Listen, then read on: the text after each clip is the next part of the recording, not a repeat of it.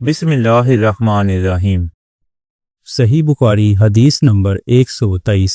ایک شخص رسول اللہ صلی اللہ علیہ وآلہ وسلم کی خدمت اقدس میں حاضر ہوا اور اس نے عرض کیا کہ یا رسول اللہ صلی اللہ علیہ وآلہ وسلم، اللہ کی راہ میں لڑائی کی کیا صورت ہے؟ کیونکہ ہم میں سے کوئی غصہ کی وجہ سے اور کوئی غیرت کی وجہ سے جنگ کرتا ہے۔ تو آپ صلی اللہ علیہ وآلہ وسلم نے اس کی طرف سر اٹھایا، اور سر اس لیے اٹھایا تھا کہ پوچھنے والا کھڑا ہوا تھا۔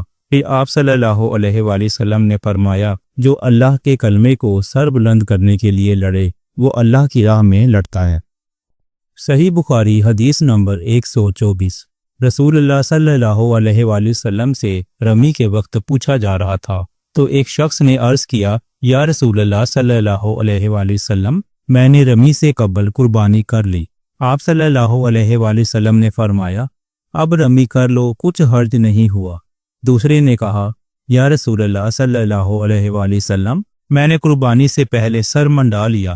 آپ صلی اللہ علیہ وآلہ وسلم نے فرمایا، اب قربانی کر لو، کچھ حرج نہیں۔ اس وقت جس چیز کے بارے میں جو آگے پیچھے ہو گئی تھی آپ سے پوچھا گیا، تو آپ صلی اللہ علیہ وآلہ وسلم نے یہی جواب دیا کہ اب کر لو، کچھ حرج نہیں۔ صحیح بخاری حدیث نمبر 125۔ حضرت عبداللہ بن مسعود رضی اللہ تعالی عنہ کہتے ہیں کہ ایک مرتبہ میں رسول کریم صلی اللہ علیہ وآلہ وسلم کے ساتھ مدینہ کے کھنڈرات میں چل رہا تھا، اور آپ صلی اللہ علیہ وآلہ وسلم کھجور کی چھڑی پر سہارا دے کر چل رہے تھے، تو کچھ یہودیوں کا ادھر سے گزر ہوا۔ ان میں سے ایک نے دوسرے سے کہا کہ آپ صلی اللہ علیہ وآلہ وسلم سے روح کے بارے میں کچھ پوچھو۔ ان میں سے کسی نے کہا کہ مت پوچھو، ایسا نہ ہو کہ وہ کوئی ایسی بات کہہ دیں جو تمہیں ناگوار ہو۔ مگر ان میں سے بعض نے کہا کہ ہم ضرور پوچھیں گے۔ پھر ایک شخص نے کھڑے ہو کر کہا، اے ابو القاسم، روح کیا چیز ہے؟ آپ صلی اللہ علیہ وآلہ وسلم نے خاموشی اختیار فرمائی۔ میں نے دل میں کہا کہ آپ صلی اللہ علیہ وآلہ وسلم پر وحی آ رہی ہے، اس لیے میں کھڑا ہو گیا۔ جب آپ صلی اللہ علیہ وآلہ وسلم سے وہ کیفیت دور ہو گئی تو آپ صلی اللہ علیہ وآلہ وسلم نے قرآن کی یہ آیت جو اس وقت نازل ہوئی تھی تلاوت فرمائی،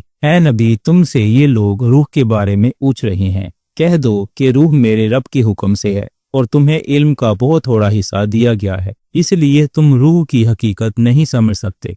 صحیح بخاری حدیث نمبر 126۔ رسول اللہ صلی اللہ علیہ وآلہ وسلم نے ایک مرتبہ ارشاد فرمایا تھا کہ اے عائشہ، اگر تیری قوم دور جاہلیت کے ساتھ قریب نہ ہوتی بلکہ پرانی ہو گئی ہوتی۔ ابن زبیر رضی اللہ عنہ نے کہا، یعنی زمانہ کفر کے ساتھ قریب نہ ہوتی تو میں کعبہ کو توڑ دیتا اور اس کے لیے 2 دروازے بنا دیتا، ایک دروازے سے لوگ داخل ہوتے اور دوسرے دروازے سے باہر نکلتے۔ بعد میں ابن زبیر نے یہ کام کیا۔ صحیح بخاری حدیث نمبر 127۔ حضرت علی رضی اللہ عنہ کا ارشاد ہے کہ لوگوں سے وہ باتیں کرو جنہیں وہ پہچانتے ہوں۔ کیا تمہیں یہ پسند ہے کہ لوگ اللہ اور اس کے رسول کو جھٹلا دیں؟